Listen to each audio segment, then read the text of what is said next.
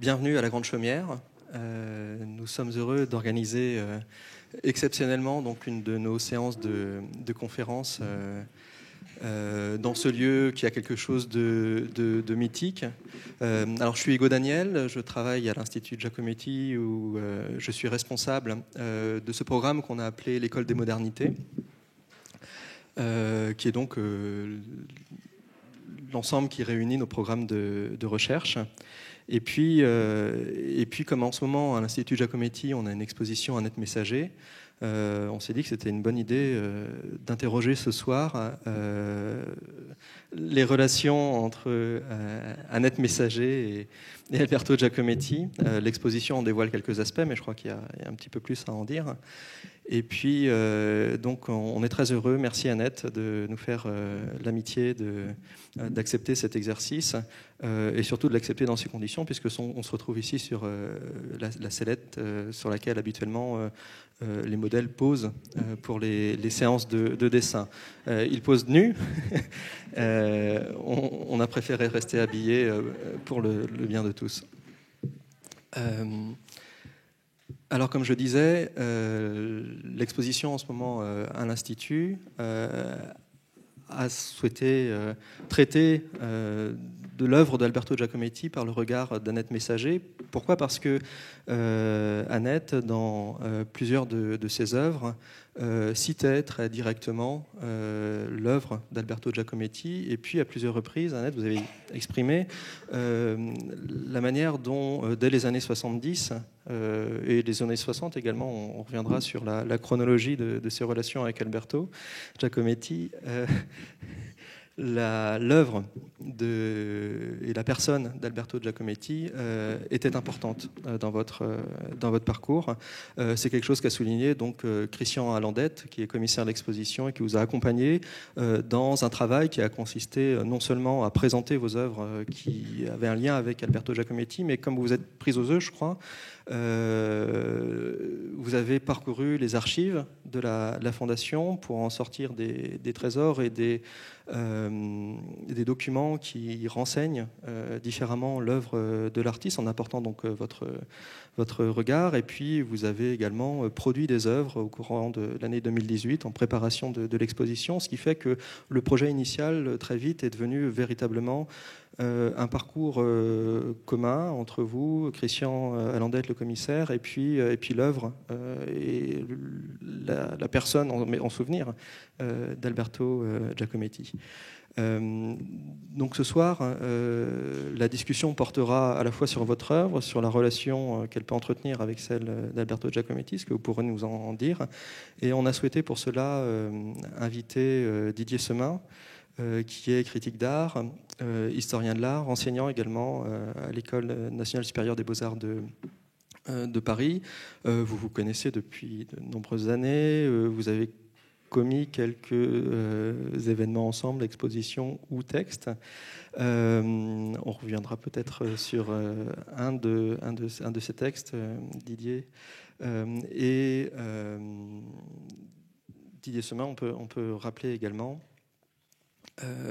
que vos activités sont multiples. Pour ceux qui ne connaissent pas la piste du hérisson qui rassemble un certain nombre de vos textes, j'en conseille vivement la lecture, ainsi que des ouvrages plus récents, comme parmi les derniers, celui qui retrace les rapports entre Balthus et Picasso. Sans mentionner, mais j'en fais très souvent la promotion, cet ouvrage qui concerne l'histoire de l'art sans s'annoncer comme tel. Il s'agit de l'Atlantique à la rame, sous-titré Humeurs et digressions. C'est un vrai plaisir à lire et j'en conseille la lecture. Il commence à dater un petit peu par ses années de publication, mais en rien dans son ton et dans son intérêt.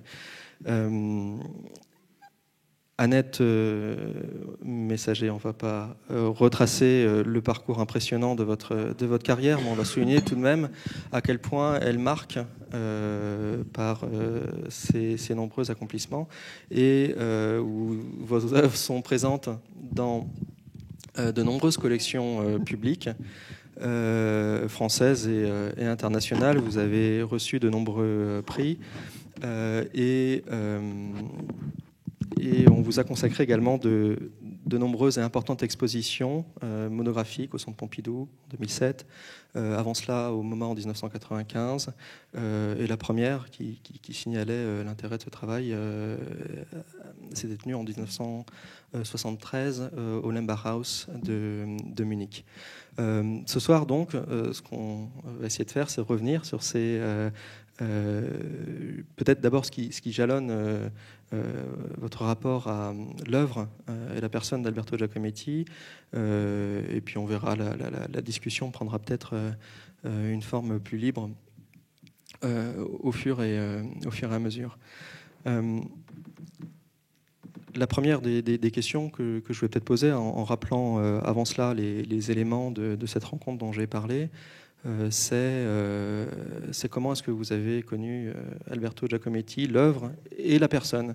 On sait que ça remonte aux années 60. Rappelons pourquoi aussi on fait, dernière parenthèse avant de vous laisser la parole, pourquoi on fait exceptionnellement cette séance de conférence ici à la Grande Chaumière, c'est qu'elle a été fréquentée par Alberto Giacometti. Il est venu à Paris pour, selon le souhait de son père, suivre l'enseignement de dessin à la Grande Chaumière dans l'atelier d'Antoine Bourdelle. Et puis, quelques années plus tard, vous aussi, vous avez fait un très court passage, vous avez été aux Arts Déco, un an complet. Donc c'était en 62, je crois, hein. Et c'est également à peu près le moment où vous êtes arrivé à Paris. Donc ces éléments-là, on le sait. On sait aussi que dans les années 70, où l'œuvre d'Alberto Giacometti était un petit peu isolée dans une tendance de l'art international qui était plutôt portée vers le minimalisme et l'art conceptuel, vous vous intéressiez à Alberto Giacometti. Et puis, dans une œuvre comme Sans légende en 2012, vous citez très directement des œuvres d'Alberto Giacometti comme Le Chien, L'Homme qui marche et d'autres. Et donc c'est un rapport qui va des débuts de votre carrière jusqu'à son actualité la plus récente. Ça en fait donc un parcours relativement complet. Mais comment est-ce que vous avez abordé l'œuvre d'Alberto Giacometti? Comment est-ce que vous l'avez connu? Non, je n'ai pas connu Alberto Giacometti, je l'ai croisé. Parce qu'il était tout le temps à Montparnasse, il marchait beaucoup. Et il allait de son atelier au café ici. Donc moi, comme j'étais aussi ici et au Select, etc., je le croisais, mais je ne l'ai pas connu. Et je le reconnaissais très bien. Il était toujours avec un journal et il mangeait comme ça, tout seul. Mais je n'aurais jamais osé lui parler parce que c'était le début des années 60. Mais pour moi, je ne sais pas historiquement, mais pour moi, il était déjà très célèbre. Alors ça, je ne sais pas. Mais vous parliez de Balthus tout à l'heure. Balthus a travaillé aussi ici. De même que, oui, nombreux Balthus. Ici, c'est incroyable. Hein. Gauguin, Modigliani, Noguchi, le sculpteur japonais, Gainsbourg est venu dessiner ici. C'est absolument fou, tous les gens qui sont venus ici. Zakin, Richier, on peut Richier, oui. On peut citer un certain nombre de... Donc c'est un lieu historique qui peut-être va disparaître parce que c'est pour ça aussi qu'on a voulu venir ici parce que apparemment c'est vendu, tous les ateliers sont vendus. Peut-être qu'ils vont faire une sorte de petit musée. Enfin, en tout cas, c'est un peu la mémoire du Paris de Montparnasse des années 50, 60, 70 qui est fini maintenant. Mais tous les créateurs étaient dans ce quartier. Et ça a été important, cela, pour vous, de venir dans le quartier où était Giacometti, c'est-à-dire des artistes aussi d'une génération précédente? C'est important d'arriver à Paris, surtout, de découvrir Paris. Et je suis restée un an. Parce que moi, j'étais dans un atelier, j'étais pas libre. J'avais des cours, etc., des cours de dessin, des cours de nu, des cours de sculpture, de décoration pour préparer les concours. Que j'ai pas eu, mais c'était normal, la première année, personne l'avait. Et j'ai pas voulu recommencer une année ici parce que je voulais connaître Paris, voir les musées, les galeries. Les musées, c'était quand même assez vite fait parce que il n'y avait pas grand-chose. Je me souviens que le musée qui m'intéressait le plus, c'était le musée des arts décoratifs, où j'avais vu dans les années 60 une exposition sur la science-fiction qui était absolument prodigieuse, qui était faite par Zeman, oui. Et le directeur, c'était François Maté. C'était Maté, dans ces années-là, il a sauvé l'honneur, oui. C'était prodigieux à chaque fois. Et il vendait il y avait une petite librairie devant, où il vendait tous les cahiers de l'art brut de Dubuffet, qu'on pouvait voler très facilement. Tu les as encore? On me les a volés, en réalité. Enfin, je les ai prêtés et on ne me les a jamais rendus. Donc, oui, bien mal acquis, ne profite jamais. Et donc, tu as préparé les arts déco ensuite seul? Oui, j'ai pris vaguement des cours du soir. Juste, il y a l'école Saint-Méry à côté de Beaubourg. Il y a le café Beaubourg et il y a une école qui existe toujours. Et où le soir, de 8h à 10h, il y avait des cours, c'était gratuit. Parce qu'ici, c'était très cher. Hein. C'était assez... Oui. Et donc, voilà. Tu évoquais enfin, Hugo et toi évoquiez la notoriété particulière de Giacometti dans ces années-là. Il n'était pas perçu comme un artiste d'avant-garde, je pense mais il faisait tellement partie du paysage. Je pense qu'on a tous dans notre génération, on n'a pas tellement de différence d'âge. On a tous croisé Giacometti adolescent. J'ai fabriqué à 15 ans quantité de faux Giacometti en plâtre. On va les exposer à l'Institut. Ils ont disparu depuis longtemps, mais ça a été une partie de mon initiation. Et je pense que la Fondation Math, l'UNESCO, avec la grande sculpture, c'est parmi des choses qui, pour notre génération, ont compté sans tenir compte de notions d'avant-garde. C'était quelqu'un qui était là, comme Picasso, comme Bacon, et puis qui a, me semble-t-il, un peu disparu du paysage, en tout cas des études universitaires, des études critiques, pendant quelques décennies. C'est-à-dire qu'au début des années 60, moi, l'avant-garde, je ne connaissais rien. Hein. Je suis arrivée à Paris. Donc, oui, évidemment, je connaissais Picasso, bien sûr. Et ce que je trouve, c'est que Picasso, c'est un homme, on le voit toujours, avec des belles maisons, des belles femmes, des grands ateliers. Et chez Giacometti, c'est vraiment la personne inverse. Donc qui n'a jamais bougé, qui est toujours resté au même endroit, qui ne mangeait que des œufs sur le plat, apparemment, c'était son plat favori, et qui son appartement, je ne sais pas ce que ça devait être, mais enfin, c'était pas un homme de réception, tandis que Picasso était une sorte d'héros. Lui, c'est l'anti-héros attention, il devient un peu héroïque aujourd'hui, Giacometti.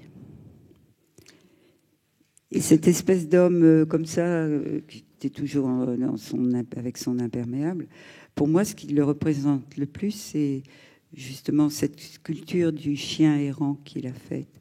Je trouve que c'est tout à fait son portrait. Qui est le chien de Picasso. Mais... Ça n'a rien à voir. C'était le chien de Picasso. C'était le chien de Picasso. Enfin, Catherine, je ne dis pas de bêtises. Ah oui. C'était le chien de... Donc ils n'étaient pas fâchés. A priori, non, mais le chien, une espèce de lévrier effectivement un peu snob qu'il transforme en clochard. Oui. Et ce que je trouve formidable chez Giacometti, c'est que d'abord, il a eu cette rupture avec les surréalistes, et tout le monde, justement, ses amis, tout ça, trouvaient que c'était ridicule comme ça, de couper, de revenir à la figuration. Personne ne comprenait ce qu'il voulait faire. Et on disait, mais tu as tort. Et justement, il a persisté. Comme un étudiant, il est resté toute sa vie un étudiant, à écrire sur des cartes postales, sur des journaux. Il dessinait, il avait des cahiers toute sa vie où il écrivait. Ça je trouve que c'est formidable. Vraiment, il a un côté vieil étudiant, toujours, qui me plaît beaucoup. Mais c'est plus la figure, la personne là, dont on parle. Donc c'est d'abord passé par là, le rapport à Giacometti, plus qu'à l'œuvre. Ouais, je sais pas, mais quelqu'un que je détesterais, je sais pas si je pourrais aimer son travail vraiment. J'en sais rien.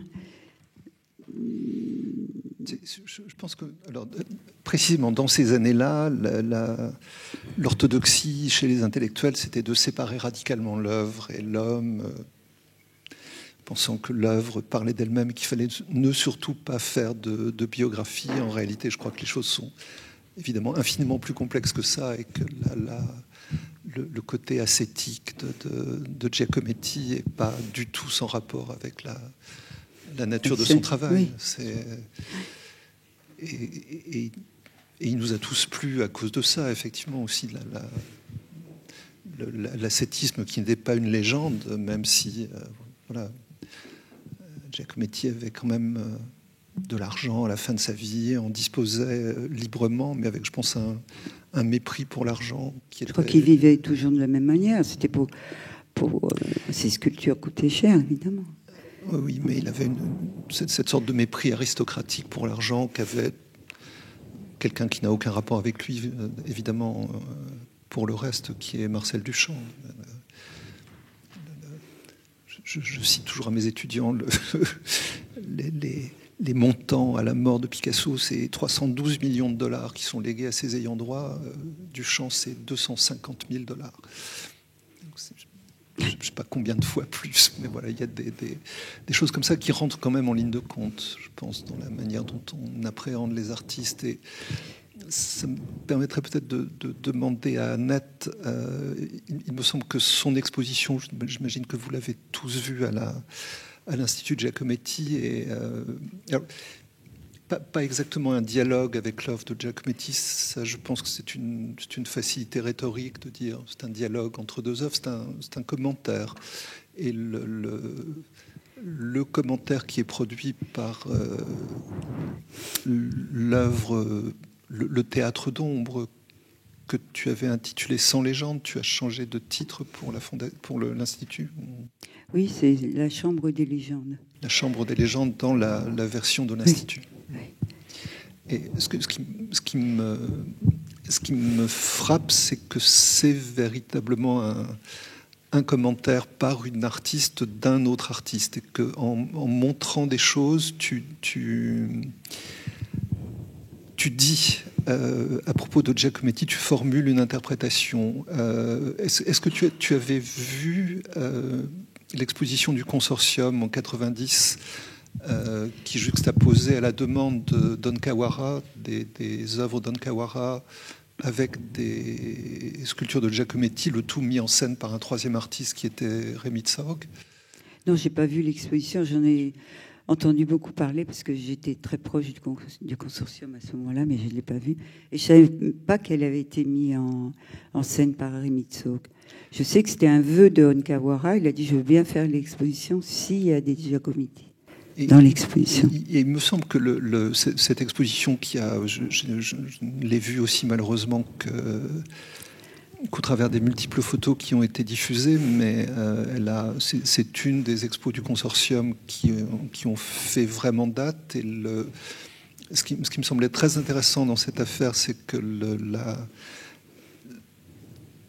c'est l'intelligence d'On Kawara dont la préoccupation était le temps, mais un temps qu'il ne voulait pas incarner. C'était des dates, des mots, d'aller chercher quelqu'un qui incarnait le temps, une espèce de temps figé. Et je trouve que ton installation avec l'ombre de cette horloge de je ne sais quoi, de Saint-Lazare ou de Big Ben, je ne sais pas d'où vient cette horloge. Bon, peut-être Habitat. D'accord. Donc l'ombre de l'horloge Habitat et le chien errant et les figures me semblent dire quelque chose qui, formulé par un critique, donnerait Giacometti, c'est du temps figé, c'est-à-dire une chose un petit peu nunuche, alors que quand tu le montres, c'est admirables, et les 2 dessins que tu as fait pour la Fondation sont des chefs-d'œuvre absolus qui montrent que les jambes de l'homme qui marche sont évidemment pas des jambes. L'homme qui marche, nous sommes d'accord, ne marche pas du tout. Pas du tout. Il a les pieds englués dans le. Je dis que c'est un terrien, mais c'est pas un humain. Et en plus, toi, tu dis que le mouvement est impossible. Le mouvement est impossible. C'est un grand classique de la sculpture. Le disco-ball de Miron se casserait la gueule s'il était dans cette position. Enfin, c'est un truc. Mais le Rodin aussi, qui marche. Le Rodin, probablement pas. Le Rodin, c'est un collage, mais il est plus solide. Et puis le mouvement ressemble davantage à quelque chose d'un tout petit peu réaliste. Mais c'est quand même un trucage. C'est un torse qui est collé sur des jambes qui ne lui appartiennent pas. Enfin, mais j'ai le sentiment, et c'est ce qui me frappe vraiment dans ton installation à l'Institut, que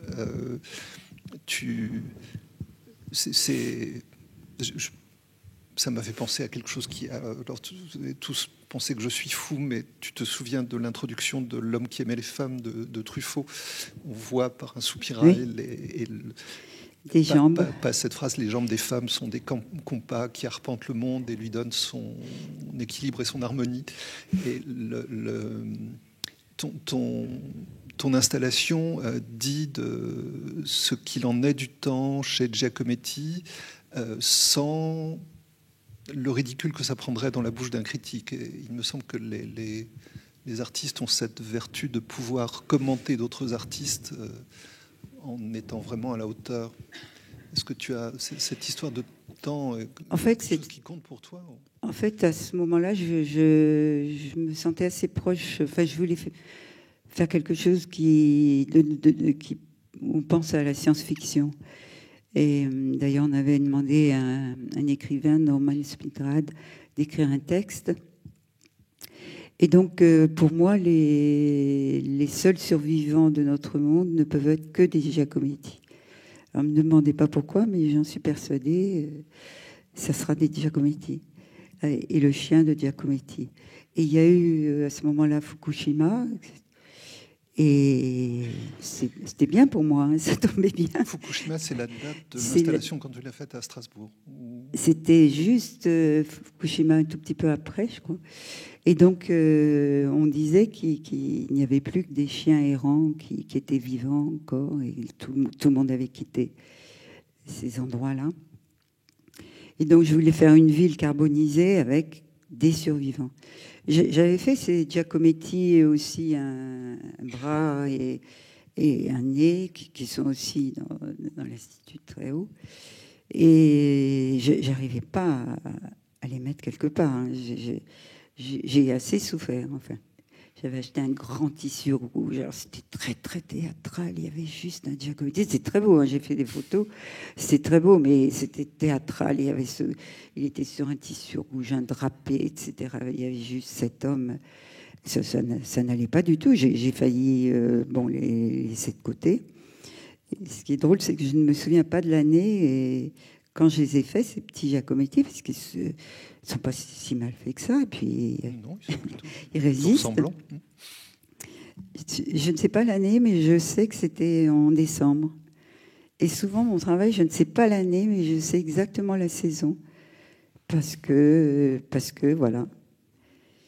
Non, mais c'est vrai, mais moi, ce qui m'intéresse surtout chez Giacometti, pour parler de son œuvre, c'est que je trouve absolument prodigieux de faire un personnage, et tout d'un coup, parce qu'on est tous dans des architectures, dans des cages, il y a des chariots, et ça, je trouve qu'avec juste un bout de métal, du fil de fer, etc., il a réussi à mettre ces humains, ces femmes comme ça qui sont sacralisées, parfois une sorte de pyramide, je ne sais pas comment on peut appeler ça, et ça devient sublime, cette architecture. Et c'est le rapport de cette architecture et que peut-être moi, si j'ai utilisé des cordes, c'est un peu ça. Oui, c'est ce que j'avais demandé. Est-ce que le filet, qui est assez récurrent dans votre œuvre, n'a pas quelque chose à voir avec la cage avec la manière de construire un espace autour de la figure, de la contrainte, de la tenir. Oui, oui, c'est à la fois pour la magnifier, mais pour l'isoler, pour l'enfermer. Je ne sais pas. Mais c'est une manière de créer un espace.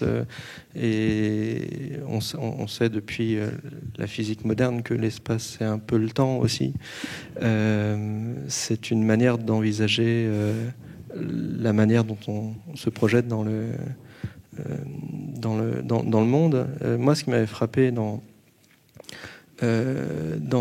l'exposition, c'est qu'il était à plusieurs reprises question d'approcher Giacometti, que ce soit par la parade, donc un thème récurrent dans votre œuvre, mais qui est ici remobilisé dans plusieurs acceptions de l'idée.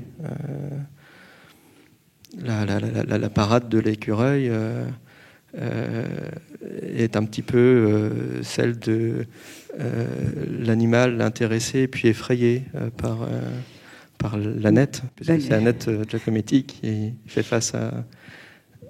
Oui, c'est vrai que cette proposition, Catherine Grenier, c'était t'as l'espace Giacometti, mais moi je voulais essayer de m'approcher de lui.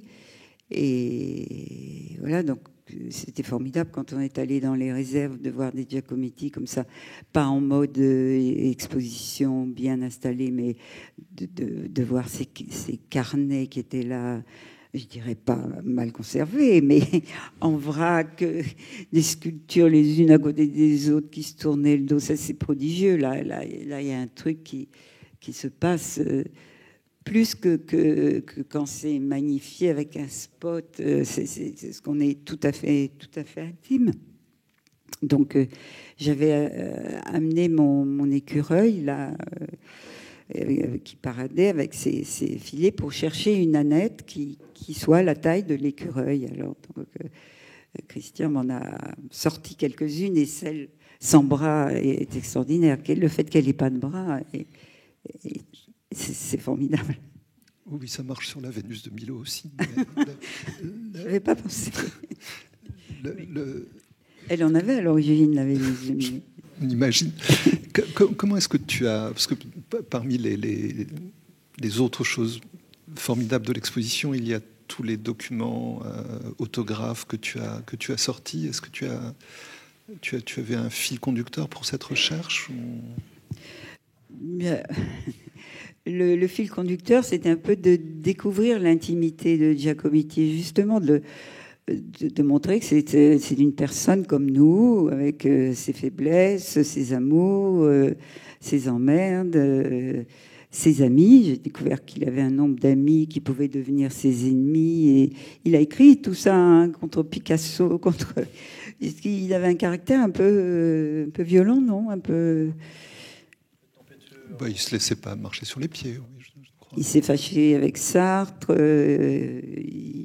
Mais il avait, je pense, beaucoup d'amis, disons, il connaissait énormément de gens et apparemment, il était tous les documents, il est très, très bavard.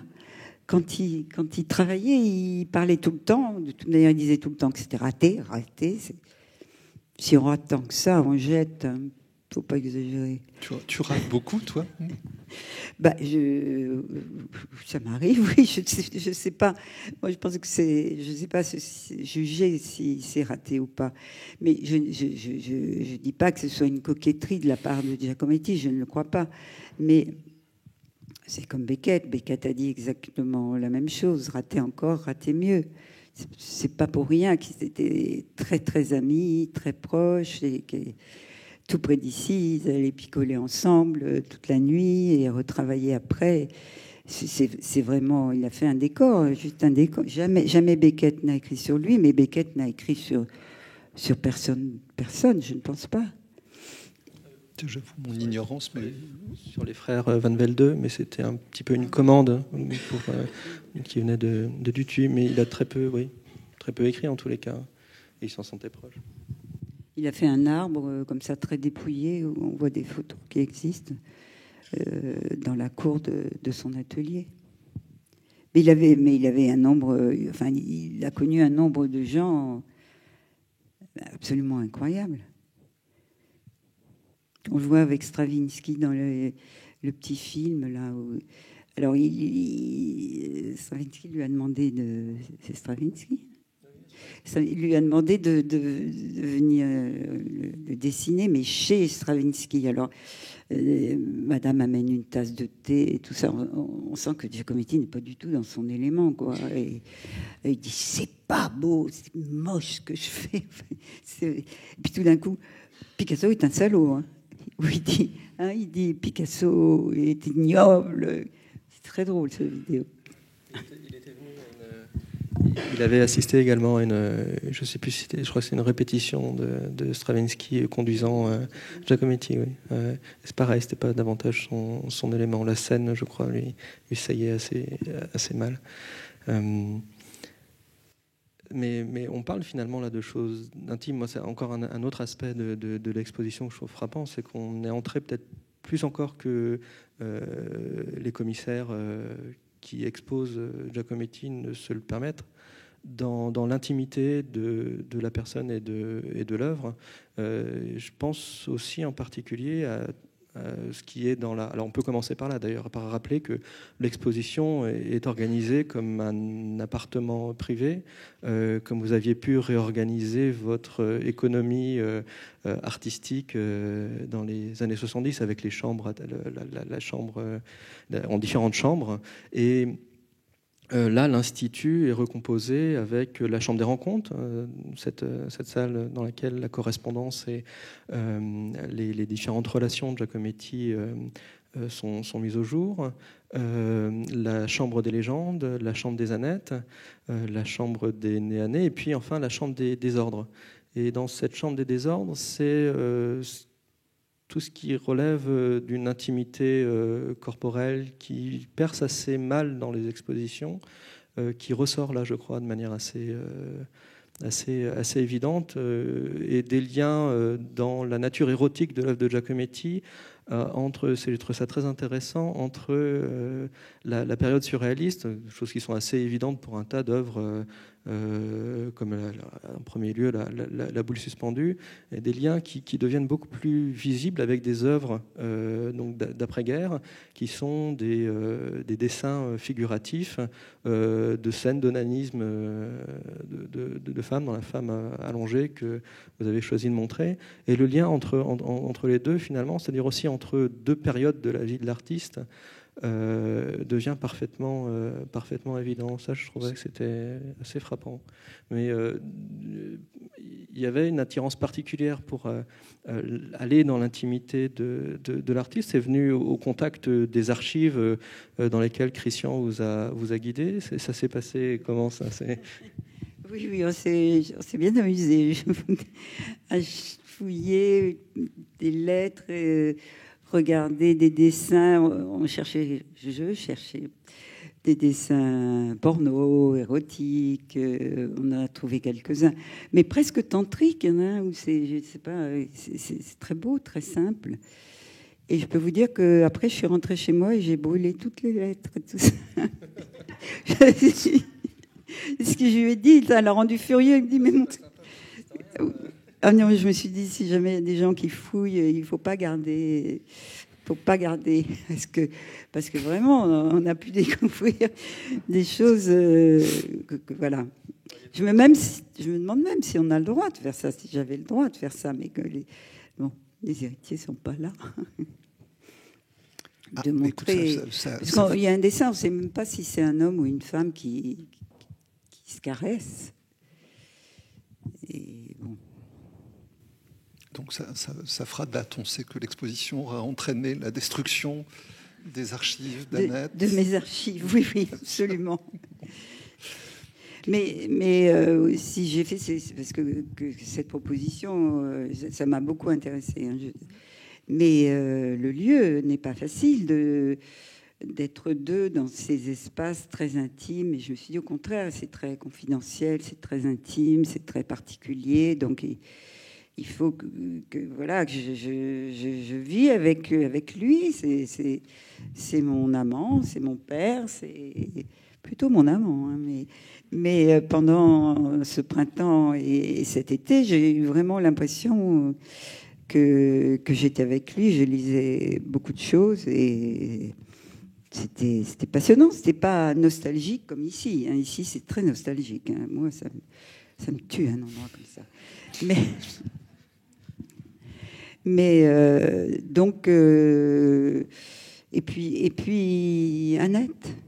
Alors, je déteste mon prénom et maintenant, grâce à Giacometti, je l'aime beaucoup mieux, puisque sa mère s'appelait Annetta, sa femme s'appelait Annette, et évidemment, je suis la troisième. Ben, ça allait de soi. Tu avais déjà réhabilité le prénom, mais... J'avais déjà réhabilité le prénom, qui avait un petit côté...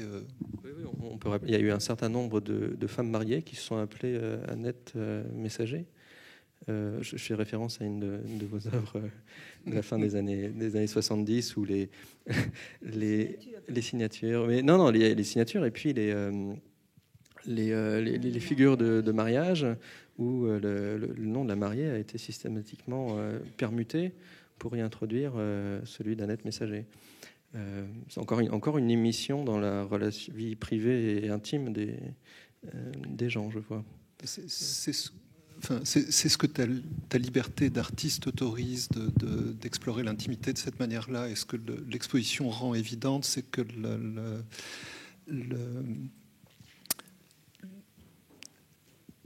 l'érotisme est très présent dans la période surréaliste. Tu as fait cette installation impressionnante avec une copie de La Boule suspendue et un sac de couchage arrangé à la Robert Morris, dont on a appris hier la disparition. Et cet érotisme qui est très présent avant-guerre, Giacometti fréquente Artaud, Balthus, Bataille. Oui, Bataille et puis Balthus. Dans l'atelier de Balthus, il y a un seul portrait d'artiste aujourd'hui. Quand on visite la reconstitution de l'atelier, c'est celui de Giacometti. Un grand portrait photographique, c'était le seul, et l'atelier a été conservé tel qu'il était à sa mort. Donc il y a un certain type d'érotisme avant-guerre, et évidemment le désastre de la guerre, malgré tout, change la chose. Et la Chambre des légendes, c'est une ville en ruine, on dirait Berlin année zéro de Rossellini, où il y a quelque chose qui dit, encore une fois, sans se donner presque le ridicule de les dire, à quel point la catastrophe, tu parlais de Fukushima, mais pour Giacometti, c'était Hiroshima et les camps. Et ton installation sur les légendes dit ça. On passe d'une... Il ne l'a jamais dit, lui. Lui ne l'a jamais dit. Mais alors, ça me permettrait peut-être d'en venir à... Je suis persuadé que les artistes taisent souvent les choses qui comptent le plus. Je ne sais pas si c'est ton cas. Oui. Et que le fait qu'il n'ait donné aucun indice tangible, qu'il n'ait jamais parlé de ça, que tout de même, évidemment, tout le monde pense, en voyant les hommes de Giacometti d'après-guerre, tout le monde pense au camp, mais il ne le dit pas. Mais c'est impossible qu'il n'y ait pas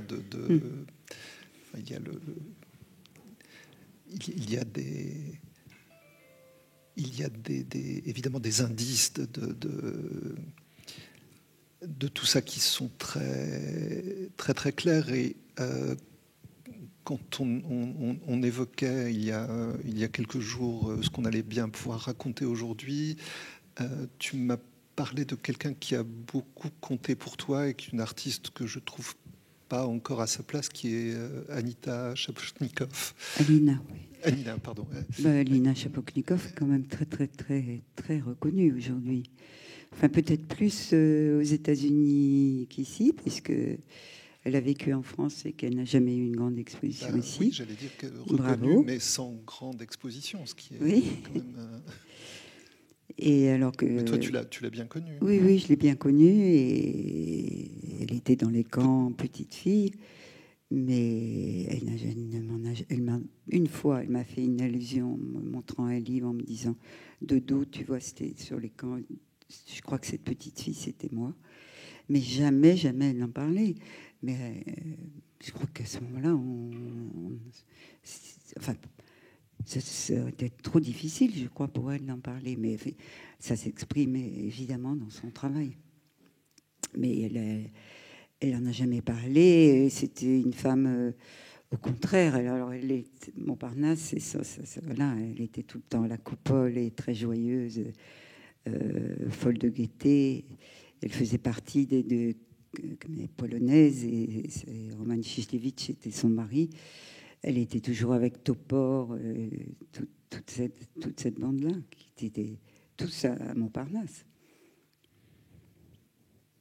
Et c'était trop dur. En plus, c'est vrai que tout ça, c'est dans une période conceptuelle, minimaliste. Et donc, Topor avait la même histoire, oui. Enfant juif caché et qui n'en parlait jamais. Enfin, donc son père était peintre aussi, Topor. Et donc, on est passé voilà, du minimalisme, du conceptuel au pop art. Au contraire, le monde, peut-être que pas chez Warhol, ça va pas si bien que ça chez Warhol, mais le pop art, c'est quand même une image de la société moderne où tout va bien. Le seul, je ne sais pas s'ils se sont connus, c'est Twombly et Giacometti, parce que pour moi, dans les sculptures, il y a un grand rapport. Je pense que Twombly a dû être assez influencé par lui. Le côté à la fois très léger. Spécialiste. Très... à vrai dire, je l'ignore, je ne crois pas. Sinon, par les reproductions et les expositions, oui. Ils ne sont pas rencontrés, je crois pas.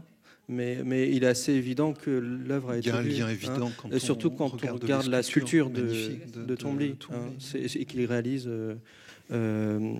finalement dès les années 50, avec une forme de dépouillement qui n'est pas éloignée de celui des sculptures de Giacometti. On retrouve aussi dans le dessin très, très certainement. Mais lors du voyage de Rauschenberg et de Twombly en Europe, tout début de leur carrière, je ne crois pas, ils parlent de leur visite du Louvre. Oui, non, je suis sûr qu'ils n'en parlent pas. D'exposition de Giacometti. Quant à après, Twombly était tellement peu disert et se prêtait si peu au jeu des interviews qu'il n'en a pas dit grand-chose, mais il est assez évident que l'œuvre a été vue, oui. Donc les artistes ne disent pas l'essentiel, ils brûlent leurs archives. À cause des commissaires, il faut retenir le livre. À cause des archivistes, ils sortent des documents compromettants. Voilà. Oui, les archivistes doivent faire très attention à respecter l'intimité, ce que nous ne voulons pas, ce que nous ne voulions pas. Mais voilà. Non, mais c'est vrai que j'avais honte de dire que j'aimais Giacometti. C'était vraiment, c'était pas bien vu. Ça, je me souviens très bien de la période où c'était honteux d'aimer Giacometti et Bacon, oui. Oui. Ah oui, d'aimer des choses figuratives comme ça, en plein minimalisme. Et... Vous le disiez alors? Oh ben non. Enfin, je ne sais pas. Mais je savais très bien que c'était pas bien. Il y a eu une période où ça n'était vraiment pas bien. Quand l'avant-garde américaine a été introduite en Europe, quand on a vu les premiers Bernard Newman, les premiers Serra, tout d'un coup, toutes ces choses se sont effondrées. Effectivement, mes faux Giacometti en bande plâtrée, je les ai planqués. Non plus. Mais on ne se rend pas compte dans votre génération à quel point il y a eu une omerta sur de très grands artistes et qui a duré assez longtemps. Je pense que l'exposition du consortium, c'est tard, c'est 90, mais c'est vraiment la sortie du purgatoire pour Giacometti. Il est reconnu par un des tenants de ce courant qui avait... assez étrange. Richard Serret a dit à plusieurs reprises à quel point Giacometti était important. Son œuvre, le bronze de Giacometti, au point qu'il soit venu lui aussi l'approcher à la coupole sans toutefois oser. Mais je crois que vous êtes assez nombreux finalement dans ce cas-là à vouloir pouvoir l'approcher sans toutefois franchir le pas de la présentation et des questions. Je pense que dans cette espèce de traversée du désert, mais toute relative, bien évidemment, parce qu'il y a heureusement des gens un peu moins stupides que nous l'étions à 20 ans qui reconnaissaient la valeur de ce travail, mais le retour à la figure contre ce dont Annette parlait tout à l'heure, contre l'opinion de Breton, contre ça, les artistes l'ont quand même payé cher, et Lyon l'a payé très très cher, et je pense que Giacometti a payé un peu de trahir ce qui était une des avant-gardes de l'époque, le surréalisme. Mais je ne sais pas, les artistes français ou les nouveaux réalistes, parce que Armand aussi, c'est des œuvres concentrationnaires. Les accumulations d'entiers sont évidemment... Mais par contre, Giacometti était assez ouvert, parce que je crois qu'il a dit son admiration pour Marcel Duchamp, ce qui est quand même étonnant. Oui, et puis il était ouvert aux jeunes générations. On trouve même dans les archives des hommages de Isidore Isou à Giacometti, ce qui est une relation qu'on n'établit pas spontanément. Il y en a d'autres comme cela. Donc l'ouverture est avérée. C'est pas un défaut de ce côté-là, je crois. Mais il y avait d'autres figures, ceci dit, que Giacometti, peut-être qu'on peut faire entrer dans la constellation, qui était importante pour vous à cette époque. Donc il y avait Bacon, mais il y a eu, je crois, aussi au-delà d'Alina Shaposhnikov, Louise Nevelson, une sculptrice dont on retrouve une sculpture monochrome proche de vos installations. On ne parle pas de sculpture, mais est-ce que le lien entre l'œuvre de Giacometti en tant que de sculpteur et celle de Nevelson en tant que sculptrice, vous l'établissiez? Comment passait l'intérêt? Il y avait... Non, vous savez, j'analyse pas les œuvres des artistes. C'est pas mon boulot, hein. Non. Si, tu le fais très bien. Mais Germaine Richier s'était très lié avec Giacometti. Hugo, je me retourne vers Hugo, qui est le... Je sais, ils se connaissaient, c'est évident. Germaine Richier est passée par l'atelier par ici, par la Grande Chaumière également. Quelles étaient les rencontres? Je me tourne vers mes collègues. On interroge toute la fondation, Christian.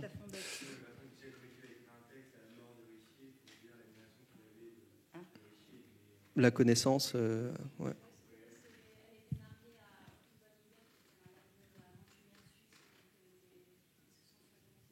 Ils se sont fréquentés via Otto Benninger, qui était, c'est ce que tu dis, Serena, ouais, étudiant à la grande, élève à la Grande Chaumière également.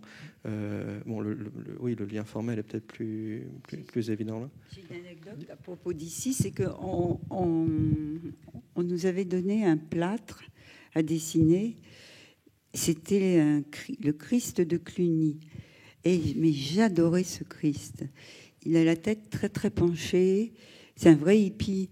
Il a des cheveux ondulés, un peu Gainsbourg, les oreilles très très décollées. Tu vois ce Christ? Mais je l'adorais, j'adorais dessiner ce Christ. Et un jour, j'ai découvert qu'il avait un corps. J'étais au musée de Cluny. J'étais très étonnée qu'il ait un corps. Pour moi, c'était une tête. Et quand j'ai quitté ici, j'aimais tellement que j'ai acheté un plâtre, ce plâtre de la tête, dans mon petit appartement. Je lui ai mis du noir de fumée pour le rendre plus vieux. Ça devait être une horreur.